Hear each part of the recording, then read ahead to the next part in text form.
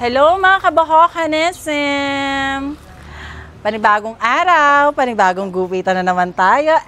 And for today's video, ito na po ang ating pangatlong hair donor. Nakakaloka. Siya po ay nanggaling pa sa Muntinlupa City at dumayo dito sa ating shop, Barangay Landayan, San Pedro, Laguna. Ayan, ang kanyang buhok ay talagang hanggang lupa, literal.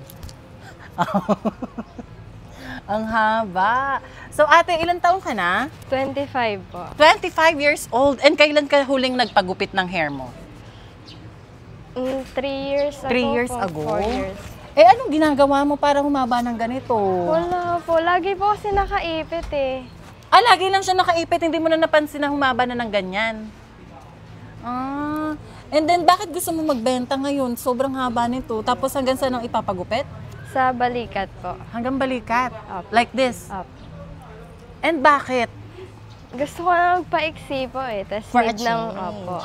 Okay. Tapos kailangan din ng finance, no? Ng financial addition para sa iyong... May problema ba? O wala naman? Pang ano? Pang hospital ni Papa.